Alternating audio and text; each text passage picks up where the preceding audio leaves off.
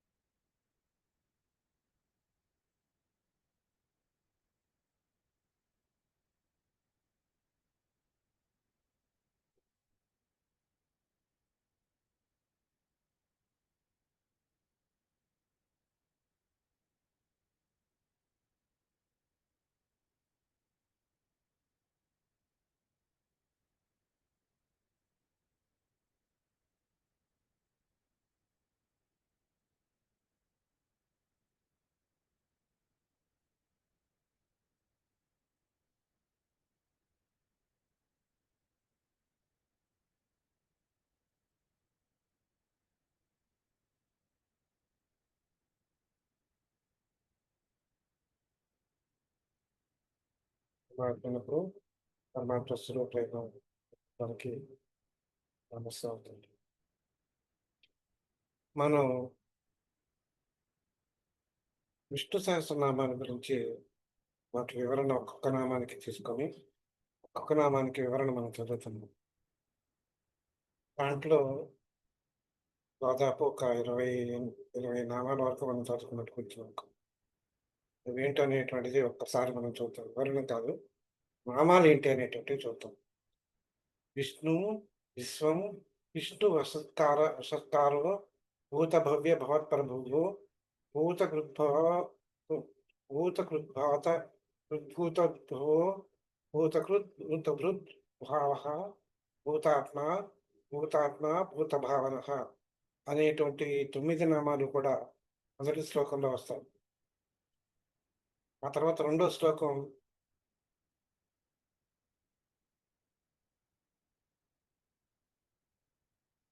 భూతాత్మ పరమాత్మ చ పుక్తానాం పరమాగతి అవ్యయ పురుష సాక్షి క్షేత్రజ్ఞో అక్షర ఏవ చ.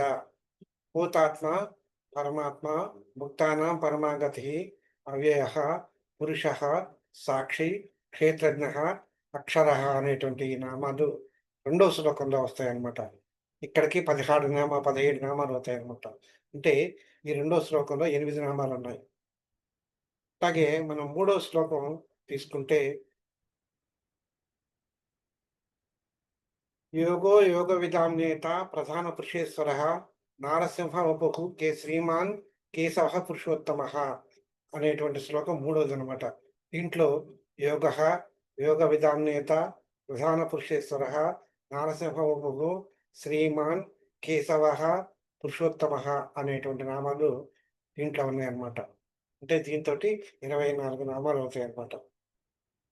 ఈ 20 నామాల గురించి మనం ఇదివరకు చదువుకున్నాం. కొన్ని కారణాంతరాల వల్ల కొంచెం గ్యాప్ వచ్చింది మనకి.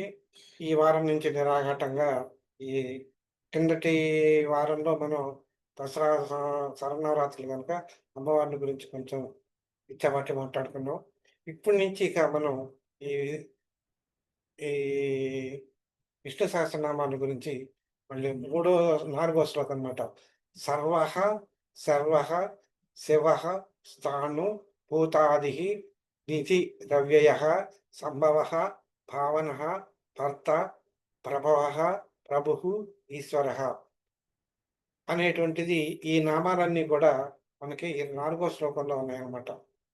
ఈ 4వ శ్లోకంలో ఉన్నటువంటి అర్థాలన్నీ కూడా మనం ఒక్కొక్కటి తీసుకొని దాన్ని క్లుప్తంగా మనం తెలుసుకుంటానికి ప్రయత్నించేద్దాం.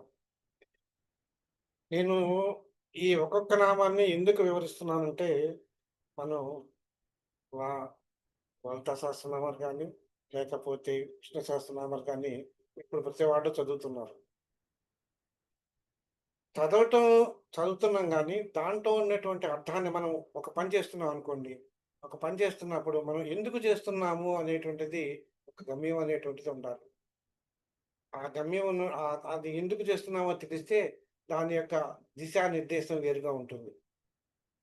అలాగే మనం ఒక ఒక భగవంతుడి యొక్క ఒక నామాన్ని తీసుకున్నామంటే, ఆ నామాన్ని గురించి, ఆ భగవంతుని గురించి మనం కొద్దో గొప్పో తెలుసుకుంటే, ఆ భక్తిలో మన భక్తి పారవశ్యంలో ఆ భగవంతుడి యొక్క నామాన్ని ఉచ్చరించినప్పుడు, ఆ భక్తి అతని యొక్క రమ్యతని, ఆ నామ యొక్క రమ్యతను మనం ఆస్వాదించగలుగుతాము. మనం ఆనందించగలుగుతామనమాట. ఆ ఉద్దేశంతోటి నేనేం చేస్తున్నానంటే, ఇప్పుడు విష్ణు సహస్రనామాలు తీసుకొని, ఈ విష్ణు సహస్రనామాల్లో ఒక్కొక్క పదాన్ని కొద్ది కొద్దిగాననమాట. లోతుగా వెళ్ళటం లేదు నేనిక్కడికి. కొద్ది కొద్దిగా నేను చెప్పటానికి మీకు ప్రయత్నం చేస్తున్నాను. అందుచేత ఇది తెలుసుకొని మీరు కూడా విష్ణు సహస్రనామ పారాయణం చేస్తే మరింత రమ్యంగా ఉంటుందనే ఉద్దేశంతోటి ఈ ఒక్కొక్క నామానికి వివరణ ఇవ్వటం అనేటువంటిది చేస్తున్నానన్నమాట. చేసే ప్రయత్నం చేస్తున్నాను నేను. అంటే పూర్తిగా ఇవ్వగలుగుతున్నాను అని నేను చెప్పలేను. ఎందుకంటే భగవంతుడి యొక్క నామాలు అనంతం. దాని యొక్క ఆయన యొక్క ఆ నామం యొక్క లోతుకి వెళ్ళటం అనేటువంటిది ఇంకా కష్టతరమైనటువంటి పని. కానీ నాకు తెలిసినంత నాకున్నటువంటి చిన్న పరిజ్ఞానంతో మీకు కొద్దిగా ఆ వివరణ ఇవ్వడానికి ప్రయత్నం చేస్తున్నాననమాట నేను. ప్రయత్నం మాత్రమే ఇది. ఇప్పుడు ఈ 4వ శ్లోకంలో ఉండేటువంటి ఫస్ట్ నామం సర్వః. అంటే ఇది మామూలుగా చూస్తే 25వ నామం అని విష్ణు సహస్రం. సర్వః. సర్వః అంటే సర్వం అని అర్థం. సర్వము అంటే ఇక్కడ విష్ణు ఒక వృత్తిపరంగా మనం చెప్పేటప్పుడు సర్వుడు అని చెప్పుకోవాలనమాట. సర్వుడు అంటే అర్థం ఏంటంటే అంతా తానే అయినటువంటి వాడు అని అర్థం అనమాట. అంటే అంతా తానే ఆయన అయ్యేటువంటి వాడు అంటే అర్థం ఏంటనమాట? అన్నిట్లోనూ తానే ఉండాలి. అన్నిట్లోనూ అంటే చరాచర ప్రపంచంలో మనకు కనిపించేటువంటి ఈ ప్రపంచంలో మనకి కనిపించేటువంటి ఈ ప్రపంచంలో అన్నీ తానే అయ్యుండాలి. అంటే పుట్టుక తానే అయ్యుండాలి. పుట్టించిన వాడు తానే అయ్యుండాలి. నయం చేసుకునేవాడు తానే అయ్యుండాలి. అక్కడ ఉండేటువంటి జీవుల్లోనూ తానే ఉండాలి. అన్నిటా నిండి ఉన్నటువంటి వాడినే సర్వుడు అని అంటాం. అలాగే అలాంటి వారు ఎవరైతే ఉన్నారో ఆయనే సర్వుడు. ఆయన్నే మనం సర్వుడు అంటాం. సమస్తము ఆయనలోనే ఉండాలి. సమస్తము ఆయనలోనే లీనమవ్వాలి. సమస్తము ఆయనే అవ్వాలనమాట. అటువంటి వాడిని మనం ఏమంటాం అనమాట సర్వుడు అంటాం. అంటే ఇలాంటి ఆయన్ని మనం చూడగలమా? అంటే మనం భగవంతుని యొక్క నిర్వచనాన్ని చెప్పేటప్పుడు భగవంతుని యొక్క 2 రూపాలు చెప్పాం మనం. నిరాకార రూపము, సాకార రూపము అని చెప్పాం. ఇప్పుడు ఇదంతా మనం చెప్పేదేంటంటే నిరాకార రూపం అనమాట. ఒక ఒక జీవిలో గాని, ఒక వస్తువులో గాని భగవంతుడు ఉన్నాడు అని మనం చెప్పగలిగినప్పుడు ఎలా చెప్పగలుగుతున్నాము అంటే, ఒక భగవంతుడిని మనం చూడాలి అని అన్నప్పుడు ఏ విధంగా మనం చూడగలము? అనేటువంటి చూసుకుంటే దానికి సాధనా మార్గాలు, మోక్ష సాధనా మార్గాలు అనేటువంటివి. అంటే భగవంతుడిలో లీనమవ్వటము అనేటువంటిది, భగవంతుడిని చేరుకోవటము అనేటువంటిది కానీ, భగవంతుడిని గురించి తెలుసుకోవటం అనే దాన్నే మనం మోక్షము అంటాం మనం. ఆ మోక్ష పదానికి కొన్ని మార్గాలుంటాయి. కనుక ఇక్కడ ఈ భగవంతుడిని మనం తెలుసుకోవాలి అనంటే ముఖ్యంగా 2 మార్గాలున్నాయి. ఒకటి భక్తి మార్గము, రెండోటేంటంటే జ్ఞాన మార్గం. అంటే జ్ఞాన మార్గము, భక్తి మార్గము అంటే తాను సరెండర్ అవ్వటం అన్నమాట. భక్తిలో మళ్ళీ 9 రకాలున్నాయి. ఈ 9 రకాలైనటువంటి భక్తిలో మనం ఇదివరకు చాలా సార్లు మనం చెప్పుకున్నాం. భక్తిలో అనేక రకాలైనటువంటి మార్గాలున్నాయండి. కీర్తన చేయటం గాని, పూజించటం గాని, ఆయనకి దాస్యం చేయటం గాని, ఇలాంటి మార్గాలనేటువంటివి నవవిధ మార్గాలు ఉన్నాయని చెప్పి మనం చెప్పుకున్నాం. ఏ మార్గం చేతైనా గాని భగవంతుని కీర్తిస్తూ, పూజిస్తూ గనక మనం ఉన్నట్టయితే, ఆ మార్గంలో మనం భగవంతుడిని తెలుసుకోవటానికి అవకాశం ఉన్నది.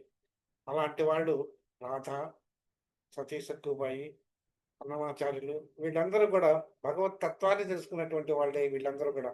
ఆ భగవత్ తత్వాన్ని తెలుసుకొని, ఆ భక్తిలో లీనమయ్యి భగవంతుడిని హ్మ్, భగవత్ సాక్షాత్కారం పొందిన వాళ్ళే వీళ్ళందరూను. అలాగే ఇక సాకార రూపం అంటే మనం చెప్పుకున్నాం కదా! ఏదైనా ఫోటో గాని, విగ్రహం గాని ఏదైనా పెట్టుకొని భక్తిని పెంపొందించుకుంటాం. ఇవి మనం తెలుసుకోవాలి అనంటే, మనం ఏం చేయాలనమాట, జ్ఞాన మార్గం మనం తెలుసుకోవాలి. భగవంతుడి యొక్క లీలలు గనుక మనం తెలుసుకున్నట్టయితే, భగవంతుడి యొక్క తత్వాన్ని మనం తెలుసుకున్నట్టయితే, మనం మనం దాంట్లో ఇంకా రమించగలం భక్తిలో మనం ఇంకా రమించగలం. ఇప్పుడు సపోజ్ ఒక సాగర్ ఎక్కడున్నాడు? ఫలానా సాగర్ అండి. ఆయనెవరు? కొంతమంది తెలియని వాళ్ళైతే, వాళ్ళ యొక్క కార్యాన్ని బట్టి ఈయన ఎటువంటి వాడు, ఏమిటి, ఏంటి అనేటువంటిది తెలుసుకుంటారు. తెలుసుకొని ఆయన ఎక్కడున్నాడు, ఏ అడ్రెస్‌లో ఉన్నాడో కనుక్కొని వస్తారు. అలాగే మనం గూడా ఒక భగవంతుని యొక్క తత్వాన్ని మనం తెలుసుకునేటప్పుడు ఈయన పూజించాలి అని అనుకున్నప్పుడు, ఆ భగవంతుని యొక్క రూపం ఏంటి? ఆ నామం ఎందుకొచ్చింది? ఆయన యొక్క లీలలేంటి? ఆయన యొక్క మహిమలేంటి? అనేటువంటివి మనం తెలుసుకున్నట్టయితే, ఆయన యొక్క తత్వాన్ని మనం తేలికగా అర్థం చేసుకోవటానికి సహాయపడుతుంది జ్ఞానం అనేటువంటిది.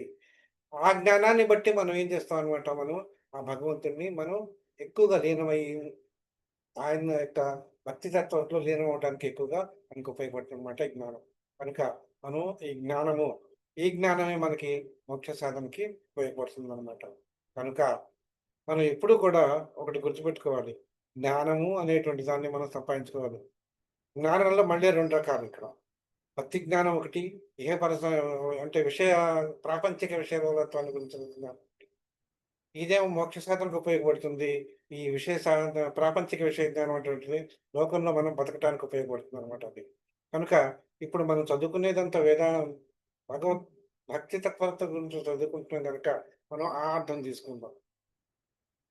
ఇక మహాభారతంలో దీనికి సర్వుడు అనే దానికి ఏం చెప్పారంటే సద్రూపమైన సమస్తానికి ఉత్పత్తి అయినటువంటి వాడు, ఉత్పత్తి లయ స్థానమైనటువంటి వాడు ఎవరైతే ఉన్నారో, ఏ సమయానికి ఏమివ్వాలి భక్తుడికి అంటే సమయాలు పాటించి, వేళాపాడా పాటించి, ఈయనకి ఎంతవరకు ఇవ్వాలి, ఏమివ్వాలి, ఏమిస్తే నా భక్తుడు తృప్తి పడతాడు అని తెలిసిన వాడు ఎవరైతే ఉన్నారో, ఆయన్ని సర్వుడు అని చెప్పారని చెప్పి భగవద్గీ మనకి మహాభారతంలో చెప్తారనమాట.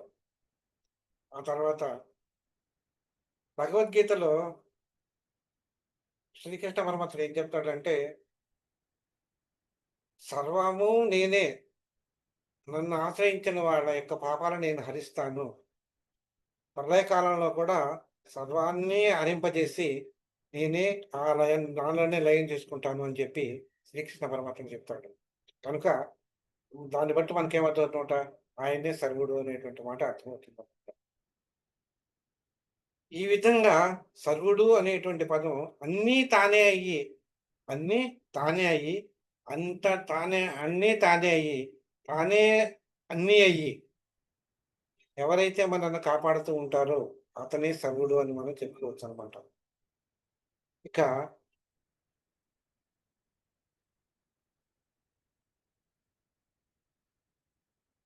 ఇంకొకటేం చెప్పుకోవచ్చంటే రూపభేదం లేదు. రూపభేదం లేక రూపం ఉన్నవాడికి, రూపం లేని వాడికి వాటన్నిటికి కూడా ఉత్పత్తి వస్తుంటే సృష్టికారకుడు ఆయనే, స్థితికారకుడు ఆయనే, లయకారకుడు ఆయనే, సర్వకాల సర్వావస్థలందును తెలియబడేటువంటి ఆయనే. అటువంటి వాడినే మనం సర్వుడు అని మనం అంటున్నాం అన్నమాట. ఆయన్నే నిరాకార నిర్గుణ స్వరూపుడైనటువంటి వాడు ఎవరయ్య అంటే ఆయనే పరబ్రహ్మ స్వరూపము అని మనం చెప్తుంటాం. మనం విష్ణు పురాణం విష్ణు పరంగా మనం చెప్తున్నాం గనక ఆయనే విష్ణువు అని విష్ణు పురాణం చెప్తుంది. ఆయనే శివుడు అని శివ పురాణం చెప్తుందనమాట. ఇక్కడ మనకి పురుష సూక్తంలో చెప్తాడనమాట. ఈయన ఎక్కడున్నాడు ఇంతకి సర్వమంతా వ్యాపించి ఉన్నాడు అని చెప్పాం. ఇక్కడ వ్యాపించి ఉండటం అనేటువంటిది అండాండము, బ్రహ్మాండము, పిండాండము అని 3 ఉంటున్నాయి మనకిక్కడ. పిండాండము అంటే మన శరీరం. అంటే మన శరీరంలో కూడా పరమాత్మ ఉన్నాడు అని చెప్పి మనకు చెప్తుంటే మన మనకి వేదాంత పురాణాలు మనకు చెప్తున్నాయి. ఎక్కడున్నాడాయన? అంటే హృదయ స్థానంలో తస్య శిఖాయ మధ్యే పరమాత్మ వ్యవస్థితః. సబ్రహ్మ సశివ సహరి ఇంద్రస్వ అక్షర పరమాత్మగా అని చెప్పి మనకి విష్ణు సూక్తంలో ఒక శ్లోకం ఉందక్కడ. ఆయన ఎవరయ్యా అంటే మనలో ఉండేటువంటి పంచభూతాలు ఆయనే. పంచభూతాల్లోనూ ఉన్నాడు. అంటే మనం ఇక్కడే కాదు, విశ్వంలో ఉన్నటువంటి పంచభూతాల్లోనూ ఆయన ఉన్నాడు. పంచ తన్మాత్రలోనూ ఆయనే ఉన్నాడు. త్రిగుణాతీతుడు అయిన త్రిగుణాల్లోనూ ఆయనే ఉన్నాడు. ఆయనకి ఆ గుణ ఈ అన్నిట్లోనూ ఆయనే ఉన్నాడు కనుక ఆయన సర్వుడవుతున్నాడు. సరే, మన దేహంలో ఎక్కడున్నాడయ్యా అంటే హృదయ స్థానంలో ఉన్నటువంటి మన హృదయ స్థానంలో నాభిక పైభాగంలో జఠరాగ్ని అనేటువంటిది ఒకటి ఉంటుంది. దాని పైభాగంలో ఒక సూక్ష్మమైనటువంటి అగ్నిశిఖ ఉంటుంది. ఆ అగ్నిశిఖ మన దీపకాంతిలాగా ప్రజ్వలిస్తూ మిణుకు మిణుకుమంటూ ప్రకాశిస్తూ ఉంటుంది. బాగా ప్రకాశిస్తూ ఉంటుంది. అతడే పరబ్రహ్మ స్వరూపుడైనటువంటి వాడు. ఆయనే శివుడు, ఆయనే బ్రహ్మ, ఆయనే విష్ణువు, ఆయనే ఇంద్రుడు, ఆయనే నాశరహితుడు, అన్నిటికి నాశరహితుడు, అన్నిటికీ మూల కారణమైన వాడు అని మనకి వేదం చెప్తా ఉంది. కాబట్టి ఆ పరమేశ్వరుడు మన పిండాండంలో కూడా ఉన్నాడు అని చెప్పి మనకు చెప్తా ఉంది. కనుక విశ్వంలోనూ, ఇటు పిండాండంలోనూ, మనలోనూ వ్యాపించి ఉన్నాడు గనుక ఆయనే సర్వుడు అని పిలువబడుతున్నాడు. అట్టివాడే పరమాత్మ అట్టి పరమాత్మయే సర్వుడు అని చెప్పి మనకి ఇవి చెప్తున్నాయన్నమాట. ఇదే విషయాన్ని మనకి నారాయణోపనిషత్తు కూడా ఇదే విధమైనటువంటి భావన ఇస్తూ ఉందన్నమాట ఇక్కడ. కనుక ఈ విధంగా మనం చూసినట్టయితే మనం ఇవన్నీ మీకు టచ్ చేసి చెప్తానన్నమాట. ఏ ఉపనిషత్తులో ఏ విధంగా చెప్పబడింది, ఎక్కడెక్కడ చెప్పబడింది అనేటువంటిది నేను కొంతగా చెప్తున్నానన్నమాట. కొన్ని కొన్ని ఉపనిషత్తులే కొన్ని కొన్ని రిఫరెన్సెసే ఇస్తున్నాను.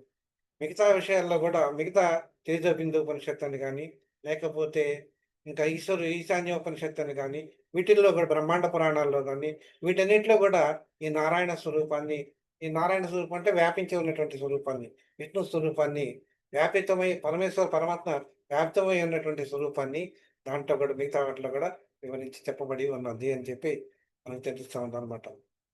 ఇక తర్వాత అంటే టోటల్‌గా మనం ఏం చెప్పుకోవచ్చనమాట. ఈ జగత్తులో పరమేశ్వరుడు అంటే పరమాత్మ, ఆ పరమాత్మే మనకిక్కడ శ్రీమన్నారాయణుడు అని చెప్తున్నాం కనుక, ఈ శ్రీమన్నారాయణుడు తప్ప ఇంకెవరు లేరు. ఆయనే జగత్తంతా వ్యాపించి ఉన్నాడు. కనుక ఆయనే సర్వుడు అని ఈ నామం ద్వారా మనకు తెలుస్తుంది. అంటే మనకి ఏ మన శివపురాణం తీసుకున్న, శివనామాలు తీసుకున్నా, విష్ణునామాలు తీసుకున్నా దాంట్లోనూ దీంట్లోనూ గూడా సారూప్యమైనటువంటి సామ సామ స సమానమైనటువంటి అర్థాలు కలిగినటువంటి నామాలు కొన్ని వస్తూ ఉంటాయి. ఆ సమయం వచ్చినప్పుడు నేను చెప్తాననమాట. సర్వః నెక్స్ట్ నామం ఏంటంటే సర్వః. ఈ సర్వః అంటే హింసించువాడు. దేన్ని హింసిస్తాడనమాట? నశింపజేయువాడు అనేటువంటి అర్థం వస్తుందనమాట. ఏమి నశింపజేయేటువంటి వాడు? అంటే ఈ ప్రాణుల యొక్క దుఃఖానికి కారణమైన ప్రాణుల యొక్క సకల ప్రాణుల యొక్క దుఃఖాన్ని నశింపజేసేటువంటి వాడు. దుఃఖ కారణాన్ని నశింపజేసేటువంటి వాడు. దుఃఖ కారణం హేతుభూతమైనటువంటిదేదో దాన్ని నశింపజేసేటువంటి వాడు కనుక ఈయన సర్వుడు అని పిలువబడుతున్నాడు. అట్లాగే శృణాని ఇతి సర్వః అంటే ప్రళయకాలంలో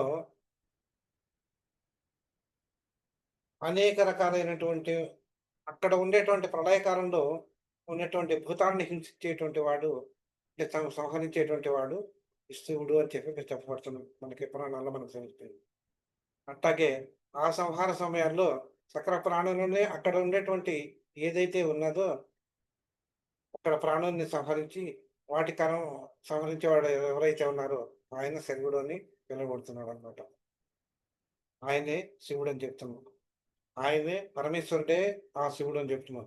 ఆ పరమేశ్వరుడే బ్రహ్మ విష్ణు మహేశ్వరుడుగా ఏదైతే మనకి ఆది రూపమైనటువంటి పరమాత్మ స్వరూపం ఏదైతే ఉన్నదో, అంటే సృష్టికి మూలమైనటువంటి పరమాత్మ స్వరూపమైనటువంటిది ఏదైతే ఉన్నదో, అంటే సృష్టి ఆది ఉన్నటువంటి పరమాత్మ స్వరూపం ఏదైతే ఉన్నదో, ఆయన నుంచే మనకి బ్రహ్మ విష్ణు మహేశ్వరుడు వాడి అంచెలుగా బయటకొచ్చారనమాట.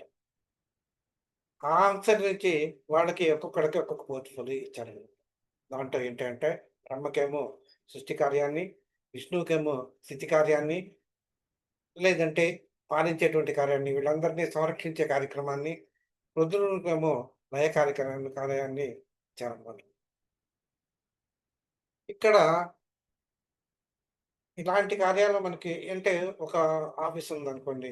ఆఫీస్‌లో లేతే ఒక గవర్నమెంట్ ఉంది. ఆ గవర్నమెంట్‌లో మినిస్టరు, చీఫ్ మినిస్టరు అలా రకరకాలుగా స్టెప్ బై స్టెప్ ఇస్తారు గనక ఎవరి పోర్ట్‌ఫోలియో వాళ్ళకిస్తారన్నమాట. ఇదిగో నువ్వు ఈ పని చెయి, నువ్వు ఈ పని చెయి, నువ్వు ఈ పని చెయి అని చెప్పినట్టుగా ఈ పరమాత్మ స్వరూపం సృష్టి ఆది ఉన్నటువంటి పరమాత్మ స్వరూపం కూడా ఏం చేశారంట, ఆయన నుంచి ముగ్గురిని సృష్టించి, ఈ ముగ్గురు కూడా మీరు ఈ పని చేయండి. నా అంశం నుంచి మీరొచ్చారు గనక, మీరు ఈటికి తగినటువంటి శక్తిని నేనిస్తున్నాను. బ్రహ్మకేం చెప్పాడనమాట, "నీకు సృష్టి చేసే పని నేనిస్తున్నాను. దాన్ని నిర్వర్తించు." అలాగే విష్ణువుకేమో పరిపాలన చేసేటువంటి కార్యక్రమం నేనిస్తున్నాను. కనుక నువ్వు ఆ కార్యాన్ని నువ్వు నిర్వర్తించు. అంటే ఆయన నిర్వర్తించి ఇండైరెక్ట్‌గా మనం ఏం చెప్పాలనమాట, ఆయన నిర్వర్తించే పనులన్నీ కూడా వీళ్ళ చేత చేయిస్తున్నాడు అని అర్థం. ఒక బాస్ ఉన్నాడు. మనం ఒక ఆఫీస్ ఉంది. పని చేస్తున్నారనుకోండి. ఈ పని చేస్తున్నప్పుడు పని ఎవరు చేసారు అల్టిమేట్ ఎవరు చేస్తున్నారు? వాళ్ళ బాస్‌కొస్తుంది నేమ్. అంటే ఆయన పని చేయిస్తున్నాడు కనుకనే ఈ పని జరిగింది కనుక, ఆయన చేయిస్తున్నాడని గనుక టోటల్‌గా మనం ఏం చెప్తామట, ఇవన్నీ కూడా క్రెడిట్ అంతా కూడా ఎవరికెళ్తుందంటే పరమేశ్వర స్వరూపానికే వెళ్తుందనమాట. మనం ఇదే విషయాన్ని దేవి పరంగా మనం చెప్పుకునేటప్పుడు లలితా సహస్రనామాల్లో గూడా ఇలాంటి సిమిలర్ నేమ్స్ కూడా ఉన్నాయి. సృష్టికర్త్రి బ్రహ్మరూప, గోప్తి గోవిందరూపిణి, సంహారిణి శుద్ధరూప, తిరోధానకరి ఈశ్వరి, సదాశివ అనుగ్రహపద అనేటువంటి కొన్ని నామాలు మనకి లలితా సహస్రనామాల్లో గూడా వస్తాయన్నమాట. అక్కడ ఏం చెప్తారనమాట, లలితాదేవిని అంటే అమ్మవారిని దేవిని ప్రధానంగా తీసుకొని చెప్తారు కనుక, ఆ నామాలు అక్కడ చెప్పారనమాట. అలాగే ఎవరు ఏ దృష్టితో చూస్తారో ఆ దృష్టితోటి ఆ నామాలు మనకి చెప్తుంటారనమాట. అంటే ఆవిడే సృష్టి స్థితి లయాలకు కారణం అని చెప్పి దేవి పురాణంలో చెప్తారు. అలా మిగతా విషయాల్లో మిగతా వాళ్ళందరూ కూడా మిగతావన్నీ కూడా చెప్తూ ఉంటారనమాట. ఇదంతా కూడా మనకి ఎవరి అనుసారం ఎవరి దీనికి అనుసారం వాళ్ళు చెప్తూ ఉంటారనమాట అది. అలాగే సర్వహ మనకి సకల జీవుల యొక్క కారణాలను కాలం ఎరిగి అంటే తారతమ్యాలను ఎరిగి ఎవరైతే మన దుఃఖాలను హరింపజేస్తున్నాడో ఆయన్ని సర్వుడు అని చెప్పి చెప్తున్నవాడు. అంటే ఎవరైతే వాడు ఇంకో రకంగా చెప్పాలి అంటే ఎవరైతే ఆయన్ని ఆశ్రయించినప్పుడు వాళ్ళ యొక్క దుఃఖాలని, అరిష్టాలని హరింపగలుగుతాడో అతనే సర్వుడు అని పిలువబడుతున్నాడు అని చెప్పి మనం చెప్పొచ్చండి. అంటే ఒక రకంగా చెప్పాలంటే, ఇంకో రకంగా చెప్పాలి అంటే, ఈ సర్వనామము పరమాత్ముని యొక్క మంగళకరమైనటువంటి తత్వాన్ని తెలియజేస్తుందని మనం చెప్పుకోవచ్చనమాట. మనకి నమః సర్వాయ చ పశుపతయే చ అని చెప్పి రుద్రనమక చమకంలో ఒక నామం ఉందనమాట. యజుర్వేద మంత్రం అంటారు దాన్ని. ఆటి మంత్రాన్ని కారకుడైనటువంటి వాడే ఈ ఈ సర్వుడు అని చెప్పి మనకి యజుర్వేద మంత్రం వల్ల మనకు కూడా వస్తా ఉందనమాట. ఇది మనం విష్ణు పరంగా చెప్పుకున్నాం కనుక విష్ణువే శర్వుడు అని మనకి దుఃఖాలను హరించేటువంటి వాడు, మన కష్టాలను తొలగించేటువంటి వాడు ఆ శ్రీమన్నారాయణుడే అని చెప్పడం అవుతాడు. ఇంకా శివః మూడవ నామం ఇక్కడ శివః. శివ అంటే అర్థం ఏంటంటే కళ్యాణ రూపము, మంగళము, క్షేమము, శుద్ధత, శాంతం, మోక్షం ఇలాంటి అర్థాలన్నీ కూడా మనం దీనికి ఆపాద ఉన్నాయన్నమాట. అంటే ఈ శివ అనేటువంటి పదం పంచాక్షరి మంత్రం శివ పంచాక్షరి మంత్రం ఒకటుంది. దానికి మూల కారణమైనటువంటి నామమే ఆ మంత్రానికి మూల కారణమైనటువంటి భగవన్నామం ఏంటంటే శివ. ఆ శివుడేననమాట. ఆ శివ అనేటువంటి పదం, ఆ నామం ఆ పంచాక్షరి మంత్రానికి మూల కారణమైనటువంటిది అని చెప్పి మనం చెప్పుకోవచ్చనమాట. ఇంకోటేంటంటే శాంతం శివ అద్వైతం చతుర్థం మన్యంతే. అంటే త్రిగుణాలు అని మనం చెప్పుకున్నాం. సు అంటే సాత్వికం, రజోగుణాలు అని చెప్పి మనం చెప్పుకున్నాం. 3 కూడా త్రిగుణాలు అని చెప్పుకున్నాం. ఆ త్రిగుణాలను దాటి ఏ రూపం అయితే ఉందో అంటే అలాంటి త్రిగుణాలను దాటి ఈ 3 గుణాలు లేకుండా వాటికంటే మించినటువంటి గుణం ఏదైతే ఉందో ఆ గుణం ఇది అని చెప్పలేమనమాట మనం. అలాంటి లక్షణం కలిగినటువంటి వాడు ఎవరైతే ఉన్నారో అలాంటి లక్షణం కలిగినటువంటి నిర్వికల్ప పరమాత్మ స్వరూపం ఏదైతే ఉన్నదో అదే శివ అని చెప్పి మనకి వేదం చెప్తుందనమాట. ఇదే విషయాన్ని మనకి పుష్పదంతంలో పుష్పదంతుడు అనేటువంటి శివభక్తుడు ఒకాయన ఉన్నారు. ఆయన శివమహిమాన్విత స్తోత్రం అని చెప్పి ఒకదాన్ని రాస్తాడనమాట. దాంట్లో ఆయన చెప్తుంటాడనమాట. త్రిగుణాతీతమైనటువంటి శుద్ధ పరతత్వం ఏదైతే ఉందో ఆయనే శివుడు అని చెప్పి చెప్తాం. శాంతం శివ అద్వైతం చతుర్థం మన్యంతే అని చెప్పి ఆయన వర్ణిస్తాడనమాట. ప్రమహసిదిదే నిస్త్రైగుణ్యే శివాయ నమో నమః. నిస్త్రైగుణ్యత శుద్ధాత్ శివః అనేటువంటి ఈ నామాల్ని ఆ పుష్పదంతుడు శివమహిమాన స్తోత్రంలో ఉపయోగించాడు కనుక, దానికి అర్థం ఏంటంటే త్రిగుణాతీతమైనటువంటి శుద్ధ పరతత్వం ఏదైతే ఉన్నదో, అట్టి పరతత్వాన్నే మనం శివుడు, పరతత్వం ఎవరైతే ఉన్నాడో ఆయనే శివుడు అని చెప్పి చెప్తాం. అలాగే చైతాస్వ చైతాస్వరోపనిషత్తులో సృష్టికి ఉన్నటువంటి సద్ సత్తు, అసత్తులు కూడా లేని సమయంలో కేవలం పరంజ్యోతి స్వరూపంగా ఉన్నటువంటి వాడు ఎవరైతే ఉన్నారో ఆయనే శివుడు అని చెప్పి ఈ ఉపనిషత్తు మనకి చెప్తుందనమాట. అట్లాగే సర్వకోటికి అంటే విశ్రాంతి స్థానం ఏదైతే ఉందో అంటే సర్వకోటికి ప్రశాంతతను కలిగించేటువంటి స్థానం ఏదైతే ఉన్నదో, అంటే ఏ నామం అయితే మనశ్శాంతి కలిగిస్తుందో ప్రాణకోటికి అటువంటి నామమే శివ అని చెప్పి, శివపదము అని చెప్పి ఒక తైత్తిరీయ ఉపనిషత్తు మనకు చెప్తుందన్నమాట. ఎవరిని అంటే శాశ్వతం శివమచ్యుతం అని చెప్పి తైత్తిరీయ నారాయణ నారాయణం చెప్తుంది. స్మృతే సకల కళ్యాణ భాజనం అని చెప్పి విష్ణు ధర్మోత్తర పురాణం చెప్తుంది. అంటే ఎవరిని తరిచినట్టయితే, ఎవరు అంటే ఆయన హరి అని చెప్తాడనమాట. హరిని తరిచినంతనే అన్ని మంగళాలు కలుగుతాయని చెప్పి విష్ణు ధర్మోత్తర పురాణం చెప్తున్నాం. కనుక హరియే హరి యొక్క మంగళ స్వరూపాన్ని చెప్పినటువంటి నామం ఇక్కడ శివ. ఏమండి, శివ అంటే మనం శివుడు అని చెప్తున్నారు, ఒక పక్కనేమో ఇక్కడేమో మంగళ స్వరూపాన్ని చెప్పేటువంటి నామమేమో హరి అని చెప్తున్నారు ఇక్కడ మీరు. ఇవి రెండు ఏంటాయంటే అదే ఇందాక చెప్పింది నేను. శివనామాలు హరినామాలు రెండు సిమిలారిటీని మనం సిమిలర్గా ఉంటాయి కొన్ని నామాలు అని చెప్పాను మీకు నేను. ఇంకొకటి ఏంటంటే మనకి యజుర్వేదం ఏం చెప్తుందంటే నమశంభవాయ చ మవో భవాయ చ నమశంకరాయ చ నమస్కారాయ చ నమశివాయ చ శివాయ తరాయ చ అని చెప్పి మనకి యజుర్వేదం చెప్తుంది అనమాట.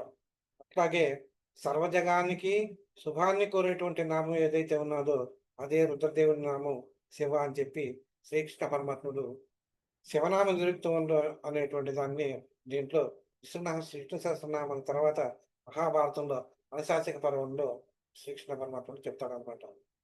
ఇవన్నీ మనం గమనించినట్టయితే విష్ణువుకి శివుడికి శివుడికి రెండిటికి ఒకే నామాలు ఉన్నాయి అని చెప్పినట్టు. అంటే ఈ నామాల్ని కనుక మనం క్లియర్గా అర్థం చేసుకున్నట్టయితే శివుడికి విష్ణువుకి అభేదము అంటే రెండిట్లో కూడా మనకి శివతత్వము విష్ణుతత్వము రెండు ఒకటే అని మనకు తెలుస్తుంది అనమాట. అంటే ఇవన్నీ కూడా మనకి వేద ప్రమాణాలు ఉపనిషత్ ప్రమాణంగా మనం చదువుకుంటూ చెప్తున్నాం కాబట్టి ఇలాంటి నామాలు రెండిట్లోనూ ఉన్నాయి కనుక ఈయన నిర్వర్తించేటువంటి కార్యము ఆయన నిర్వర్తించే కార్యము ఒకటే కనుక వీటిని ఆధారంగా చేసుకుంటే మనకేం తెలుస్తుందంటే ఇద్దరు తత్వం ఒకటేను అని తెలుస్తుంది. కనుక శివుడు కేశవుడు అని రెండు విడివిడి కాదు, వాళ్ళిద్దరూ ఒకటేను అని చెప్పి మనకు తెలుస్తుంది అనమాట. ఇట్లా నిజమైనటువంటి హరిభక్తుడు ఎవరైతే ఉన్నారో అతను ఏం చేస్తాడంటే శివుణ్ణి కూడా పూజిస్తాడు. శివుణ్ణి పూజించి శివుణ్ణి ఏ రూపంగా పూజిస్తాడు? హరి స్వరూపంగా పూజిస్తాడు. అలాగే శివభక్తుడు ఆ రూపాన్ని హరిస్వరూపంగా పూజిస్తాడు. అంటే ఇంకా కొన్ని పురాణాలు మనకు చెప్తాయి శివకేశవులు అభేదులు కనుక వాడిద్దరికి కూడా వేదాన్ని మనం వాళ్ళిద్దరిని వేరు చేసి మనం చూపించకూడదు అని చెప్పి కొన్ని పురాణాలు మనకు చెప్తాయన్నమాట. అంతేకాకుండా భక్తో శివద్వేషి మద్వేషి శంకర ప్రియ తావుభౌ నరకం యాంతి యావత్ సంతి దివాకరవు. అంటే నా భక్తుడు ఎవరైతే అయ్యుండి శివుణ్ణి ద్వేషిస్తాడో, శివభక్తుడై ఉండి నన్ను ద్వేషించేవాడు ఇరువురు కూడా సూర్యచంద్రుడు ఉన్నంత వరకు నరకంలో ఉంటారు అని చెప్పి నారాయణుడు చెప్పాడు అని చెప్పి ఈ శ్లోకానికి అర్థం. అంటే శివుణ్ణి నేను శివుడిని చూస్తే ఆయనలో ఉన్నటువంటి లోపాలని ఎ ఎండగట్టడం గాని, శివుడిని పూజిస్తూ విష్ణువుకు ఉండేటువంటి దోషాల్ని గాని, లేతే తప్పుని గాని ఎండగట్టడం అనేటువంటిది ఎండగట్టేవాడు నరక నరక బాధనే అనుభవిస్తాడు అని చెప్పి మనకి నారాయణుడు చెప్పినట్టుగా మనకి ఈ శ్లోకం ద్వారా అర్థమవుతుంది. శివాయ విష్ణు రూపాయ శివరూపాయ విష్ణవే శివస్య హృదయం విష్ణుః విష్ణువచ్చ హృదయం శివః యథా శివమయో విష్ణు ఏవం విష్ణుమాయా శివం యథాంతం న పశ్యామి వదామి సుస్థిరాయుషు. శివాయ విష్ణు రూపాయ శివరూపుడు విష్ణువు విష్ణు రూపుడు శివుడు. శివుడు యొక్క హృదయంలో విష్ణువు విష్ణువు యొక్క హృదయంలో శివుడు ఎలా ఉంటారో, ఎలా విష్ణువై ఉంటుందో అలాగే శివుడు విష్ణువు కూడా శివమయుడే అని అర్థమవుతుందనమాట. వీరిద్దరి నడుమ ఎలాంటి భేదము లేదు. వాడిద్దరిని అభేదంగా చూస్తూ వాళ్ళిద్దరిని పూజించుకుంటే ఏ కష్టాలు ఉండవు అని చెప్పి మనకి యజుర్వేదాంతర్గతమైనటువంటి స్కందోపనిషత్తులో ఈ విషయం చెప్పబడింది అని చెప్పి మనకు తెలుస్తుంది. ఒకసారి ఒకసారి మనకి శివుడు యోగంలో ఉండేటువంటి యోగ నిష్ఠుడై ఉండేటువంటి మనకి చిత్రాలు మనం చూస్తూనే ఉంటాం. యోగ శివుడిగా మనం చూస్తూనే ఉంటాం. ఒకసారి అమ్మవారు అడిగిందంట, స్వామి మీరే సర్వాంతర్యామి కనుక మరి మీరు ఎవరిని గురించి చేస్తున్నారు?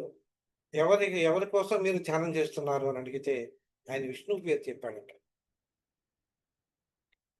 అందుకనే ఆయన ఏం చేశాడట, మన రామావతారంలో ఆంజనేయుడిగా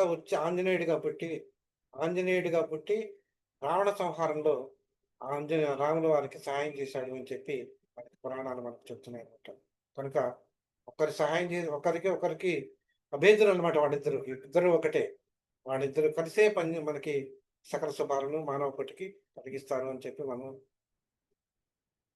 చెప్పొచ్చు అనమాట. మనకి దక్షయజ్ఞం సంగతి తెలుసు. శివుణ్ణి ద్వేషించాడు దక్షుడు. ఏమైంది చివరికి? దక్షయజ్ఞం ధ్వంసమైంది. దక్షుడి యొక్క ప్రాణాపహరణం జరిగింది. ఆ తర్వాత మేకతారకాయ తీసుకొచ్చి పెట్టడం ఇవన్నీ కథలు. ఇక్కడ ఏమైందనమాట, విష్ణు అక్కడ దక్షయజ్ఞం యొక్క ధ్వంసం అయ్యిందనమాట. అలాగే హిరణ్యకశిపుడిని తీసుకుందాం. ఆయన వైష్ణవ ద్వేషం. విష్ణువు యొక్క అది ఎప్పుడు శివుడు అంతా పోయినాడు. ఆయన చివరికి విష్ణువు చేతిలోనే హతుడైనాడు అనమాట. ఇలా మనకి పురాణ కథల్లో మనం చూసుకున్నా, మనకు పురాణ వచనాలు తీసుకున్నా మనకు కనిపించేది ఏంటంటే ఇలాంటి విషయాలు మనకు కనిపిస్తాయి కనుక వీళ్ళిద్దరూ అభేదులు అని మనం తెలుసుకోవాలన్నమాట. కనుక ఇంకొకటి కూడా ఏంటంటే విష్ణునామం విష్ణు సహస్రనామాలు మనకి ఎక్కడ వస్తాయి, ఎక్కడ చెప్పారు, ఎవరు చెప్పారు అంటే మహాభారతం అనుశాసన పర్వంలో విష్ణు సహస్రనామాన్ని భీష్ముడు చెప్తాడనమాట. ఏంటి విష్ణుని ఉద్దేశిస్తూ విష్ణు సహస్రనామాలు మనకి ఆయన ద్వారా మనకు వస్తుంది. గీతాసారాన్ని మనం తీసుకున్నట్టయితే గీతాసారం కూడా విష్ణు నామాలకు సంబంధించింది అది కూడా. కానీ కృష్ణుడు చెప్పాడు దాన్ని. కానీ అదే దాన్ని ఆ సారాంశాన్ని విష్ణు సహస్రనామ రూపంలో భీష్ముడు చెప్పినప్పుడు అది లోక విదితమైంది. అదే చోట కృష్ణుడు విష్ణు సహస్రనామాలు ఉపదేశించిన తర్వాత ఈ శివ సహస్రనామాలని కూడా ఎవరు చెప్పారు అంటే కృష్ణుడు చెప్పాడు. ఈ కృష్ణ సహస్రనామాన్ని శివ సహస్రనామాన్ని అర్జునుడు యుద్ధంలో విజయం కోసం శివుణ్ణి ఉపాసించాడని చెప్పి మనకు తెలుస్తుంది. అలాగే శ్రీకృష్ణుని పెళ్ళాడటానికి రుక్మిణీదేవి కూడా శివుణ్ణి ప్రార్థించింది అని చెప్పి అమ్మవారిని శివుణ్ణి ప్రార్థించింది అని చెప్పి తెలుస్తుంది అన్నమాట. అలాగే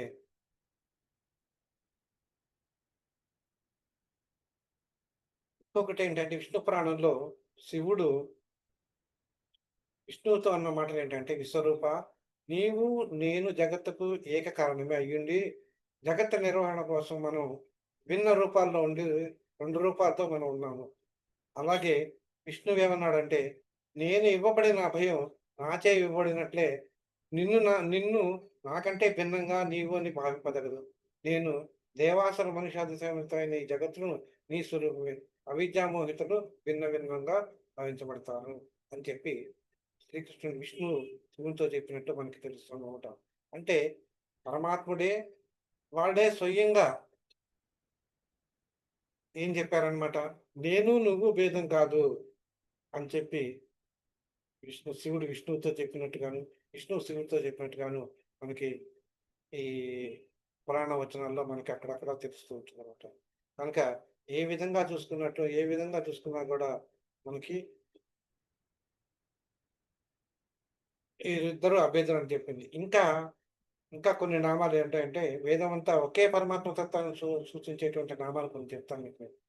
సర్వేశ్వర, పరమేశ్వర, మహేశ్వర, శంకర, ఆదిదేవ, మహాదేవ, రుద్ర, జ్యేష్ఠ, శ్రేష్ఠ, ఈశాన, ఈశ్వర, భూతేశ్వర, ప్రాణేశ్వర, ఇలాంటి అనేక నామాలు ఉన్నాయి.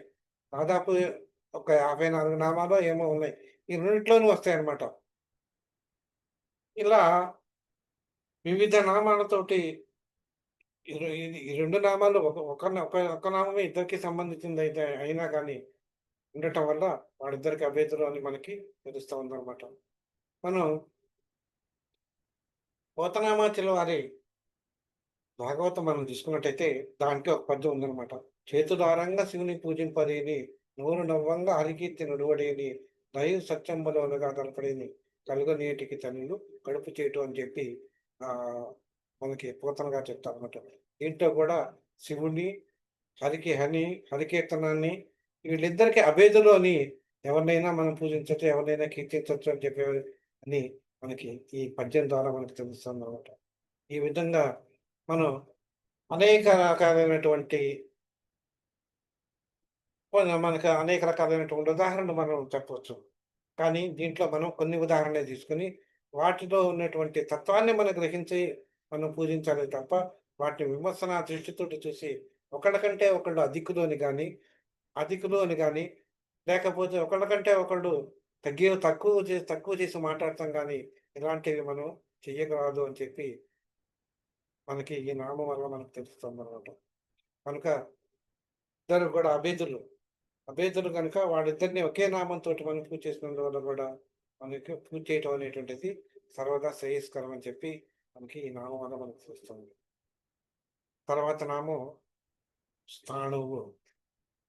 స్థాణువు స్థాణువు అంటే మనకి స్థిరంగా ఉండేటువంటి వాడు, నిశ్చలంగా ఉండేటువంటి వాడు అని అర్థం అనమాట.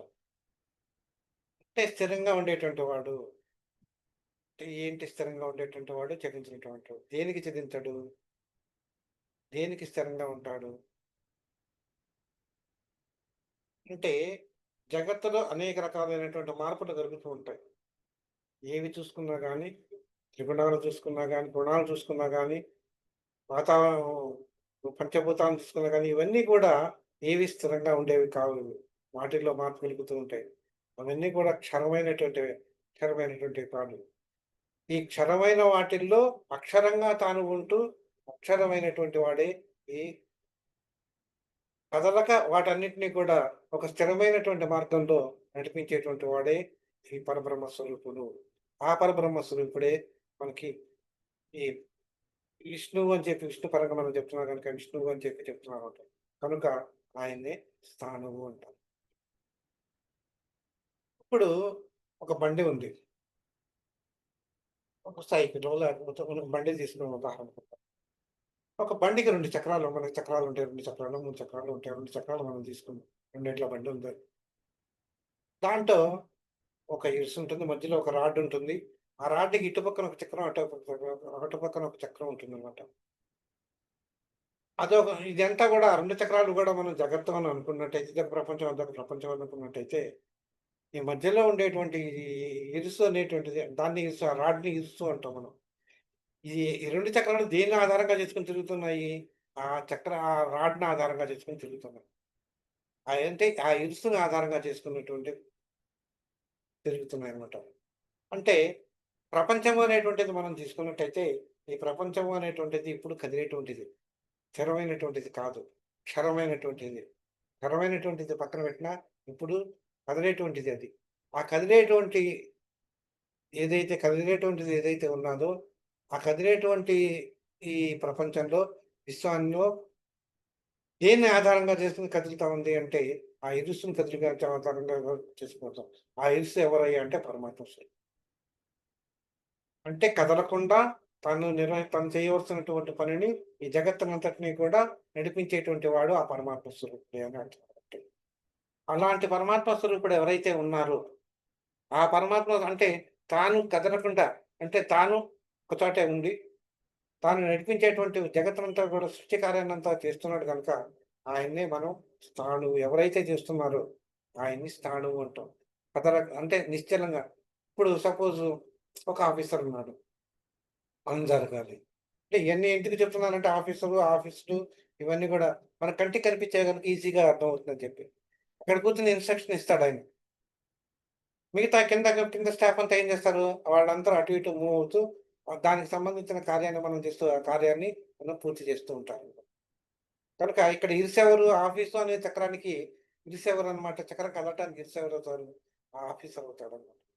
అలాగే ఇసము అనేటువంటి చక్రం కదలటానికి ఈ కారణభూతుడు ఎవరయ్యా అంటే ఆ పరమాత్మ స్వరూపం. దేన్ని ఆధారంగా చేసుకొని కదులుతున్నాడు ఆయన అంటే దాన్ని పరమాత్మ అనేటువంటి యజస్సుని ఆధారంగా చేసుకొని ఈ చక్రాలన్నీ కూడా కదులుతున్నాయి అనేటువంటిది మనం చెప్పుకోవచ్చనమాట. కనుక అలాంటి పరమాత్మ కదలకుండా ఈ సృష్టి కార్యాన్ని నడిపించు తానెవ్వరో తెలియకుండా నిరాకార రూపంలో ఉంటూ కానీ ఈ జగత్తునంతా కూడా నడిపించేటటువంటి స్వరూపం ఏదైతే ఉన్నదో అట్టి స్వరూపుడే మనకి స్థాణువు అని మనం చెప్పొచ్చనమాట.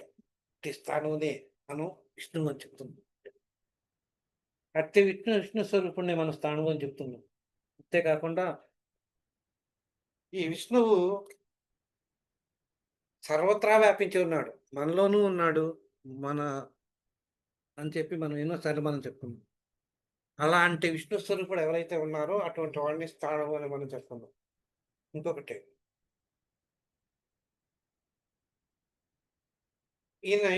ఇంకో లక్షణం ఉంది పరమాత్మకి. ఏంటంటే భక్తుడిని అనుగ్రహించే విషయంలో ఆయనకి తరాతమ అనేటువంటి భేదాలేమి ఉండవు. ఎవరికి ఏం కావాలో అవన్నీ ఇస్తూ ఉంటాడు. అంటే ఇక్కడ ఒక భక్తికి ఒక వరం ఇవ్వాలి అంటే ఆయన కృప కలగాలి అన్నప్పుడు ఇక్కడ భక్త అంటే పరమేశ్వర అనుగ్రహం మనకు కలగాలన్నప్పుడు దీంట్లో మనకి 2 ఉంటాయన్నమాట. అతని యొక్క కృప, అతని యొక్క సంకల్పం. 2 విషయాలుంటాయి ఇక్కడ.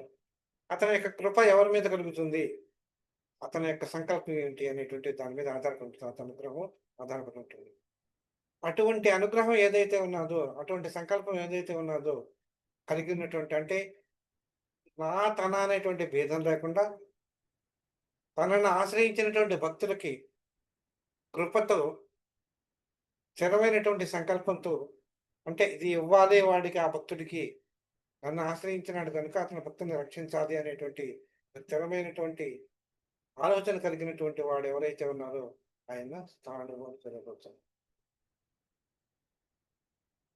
అంటే నిండి ఉండటమే కాదు. ఒక ఒక బిందె తీసుకుందాం. ఒక గిన్నెలో గాని. ఆ బిందె నిండా నీళ్లున్నాయి. దాంట్లో జలం ఏంటనమాట ఇంక కొంచెం నీళ్లు పోస్తే బయటకొచ్చేస్తాయి. అదంతా నిండి ఉన్నది ఏంటి? జలం. ఆ జలం ఏంటనమాట? అదే స్థాణువు అంతే. అలాగే ప్రపంచంలో ప్రతి దాంట్లోనూ, ప్రతి వస్తువులోనూ, ప్రతి జీవిలోనూ, ప్రతి చోట ఇక్కడ, అక్కడ అని లేకుండా అంతటా వ్యాపించి ఉన్నటువంటి వాడు పరమేశ్వరుడు గనుక. ఎటు కదలలేనటువంటి వాడనమాట. అటు ఇటు మూవ్ అవ్వటానికి అవకాశం ఉండేదనమాట. అటువంటి వాడు ఎవరైతే ఉన్నారో ఆయన్నే స్థాణువు అని మనం అంటాం. స్థిరమైనటువంటి అభిప్రాయంతోటి భక్తుడిని ఎవరైతే కాపాడుతూ ఉంటారో అటువంటి వాడిని కూడా మనం అటువంటి ఒక లక్షణం కలిగినటువంటి ఆయన్ని మనం స్థాణువు అని పిలవవచ్చు అని చెప్పి చెప్తామన్నమాట.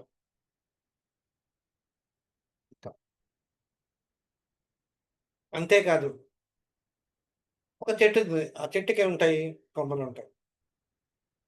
కొమ్మలుంటాయి, ఆకులుంటాయి, పువ్వులుంటాయి, పళ్ళుంటాయి. ఇవన్నీ ఉంటాయి ఒక చెట్టుకి. అంటే దీనంతటికి మూల కారణం ఎవరు? ఆ చెట్టుకున్న కాండం అన్నమాట. భూమిలో భూమిలో నుంచి వేళ్ళొస్తాయి, వేళ్ళుంటాయి. ఆ వేరు నుంచి ఒక కాండం వస్తుంది. దాని నుంచే శాఖోపశాఖలుగా కొమ్మలు, పువ్వులు, ఆకులు ఇవన్నీ కూడా మనకొస్తాయన్నమాట. దీనికంతటికి ఈ ఆకులు, పువ్వులు ఇవన్నీ రావడానికి కారణభూతులు ఎవరన్నమాట? ఈ కాండం. అంటే అది స్థిరంగా ఉంటుందది ఎప్పుడు గూడా. ఆ స్థిరంగా ఉన్నటువంటి దాని నుంచి ఇవన్నీ కూడా వస్తుంటాయి. అంటే ఇవన్నీ కూడా మనకి ఏంటన్నమాట,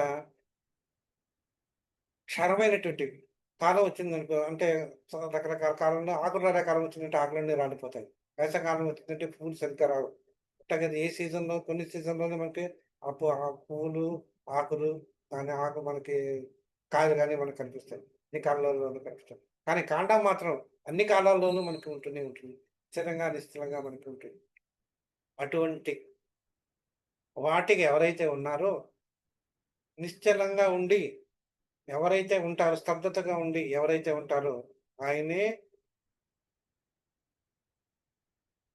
అట్టుగా ఉండి చైతన్యం కలిగినటువంటి మూర్తి చైతన్యం కలిగి ఎటువంటి మార్పు లేనటువంటి చైతన్య మూర్తి ఎవరైతే ఉంటారో సర్వమంగళాలను ప్రసాదించేటువంటి మూర్తి స్థిర సంకల్పంతోటి భక్తులకి ఎవరైతే కల్పిస్తూ ఉంటారో అటువంటి వాడినే శివుడు మంగళాన్ని కలిగించేటువంటి వాడు శివనామంగా అట్టి వాడిని శివః స్థాణువు అని కీర్తితమవుతారు.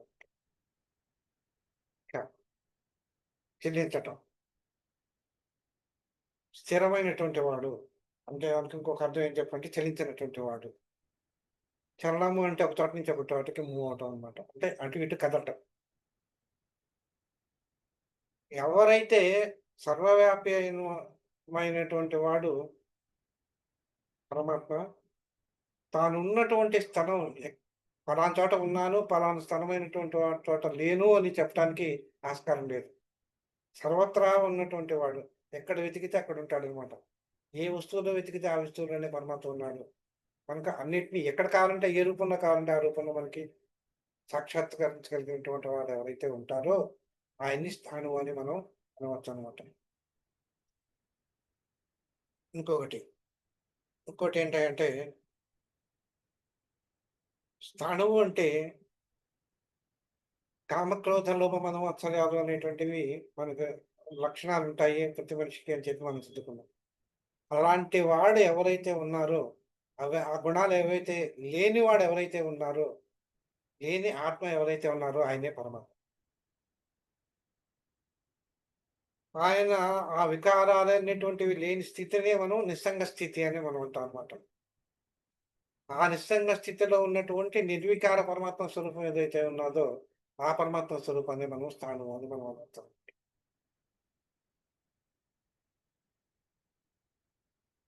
అట్టి స్థాణువు కలిగినటువంటి మూర్తి అట్టి స్థాణువు ఎవరయ్యా అంటే విష్ణుమూర్తి అని చెప్పి మనకి చెప్తున్నారు. ఈ నామం చెప్తాం మనకి. ఇంకొక చెప్పాలంటే స్థాణువు అంటే లింగ స్వరూపం అని చెప్పుకోవచ్చు అన్నమాట. లింగ రూపాన్ని కూడా అర్థం చేసుకోవచ్చు. లీయతే ఇతి లింగః. దేంతో అయితే లీనమవుతుందో దాని లింగము అని చెప్పి మనకి లింగ పురాణం అని చెప్తుంది. అది అన్నిటికీ ఆధారభూతమైందని కూడా శివపురాణం మనకు చెప్తుంది. దాన్ని వ్యక్తీకరించవచ్చును, వ్యక్తీకరించే అవ్యక్త స్వరూపం కలిగినటువంటిది రూపం ఏదైతే ఉందో దాన్ని లింగము అని చెప్పి మనం చెప్తాం. నిర్గుణము, సగుణము కలిగినటువంటి ఈ రెండిటికి కలిగినటువంటి రూపం కలిగినటువంటి దాన్నే లింగము అని చెప్పి మనం చెప్తాం.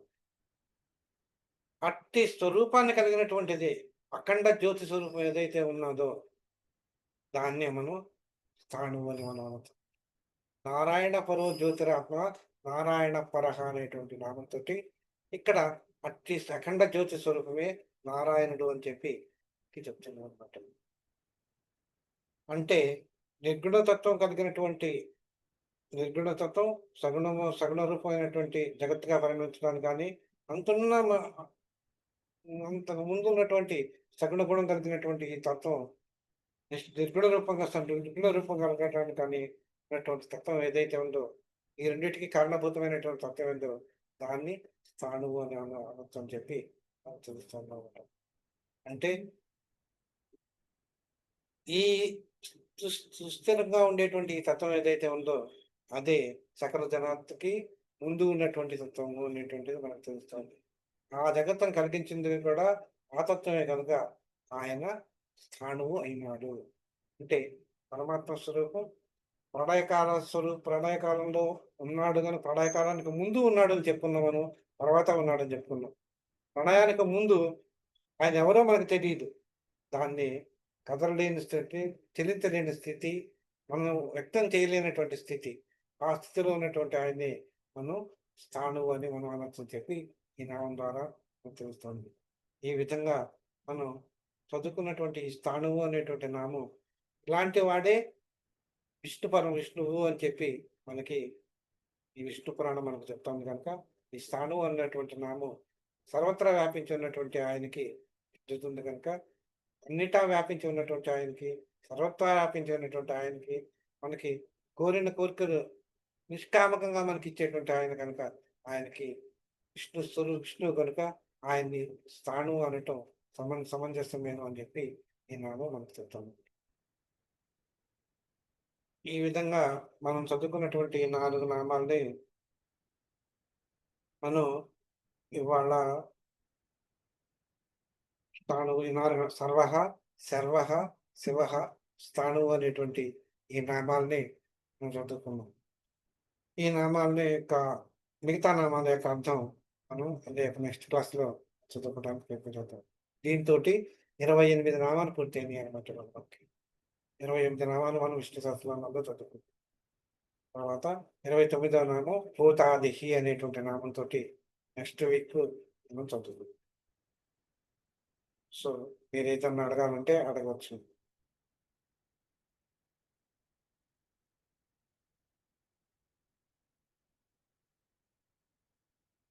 అంటే ఇక్కడ మీరు గమనించాల్సింది ఒకటి ఉంటుంది.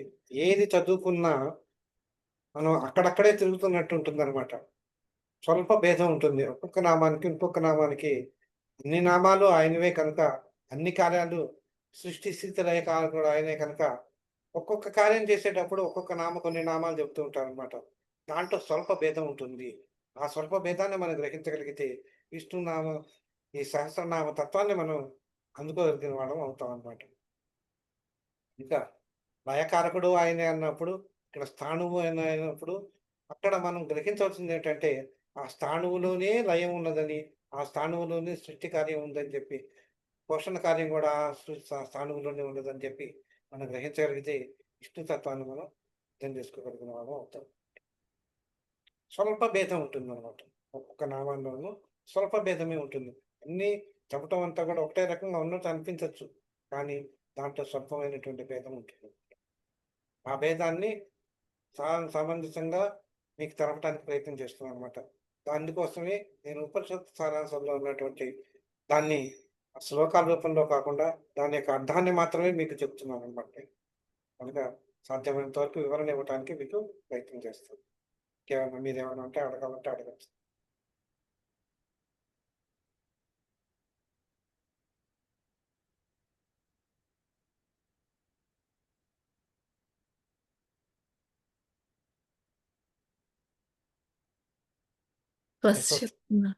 చెప్పానండి. సర్వే జనా సుఖినో భవంతు లోకాన్ సమస్తాః సుఖినో భవంతు. సర్వం శ్రీరామ.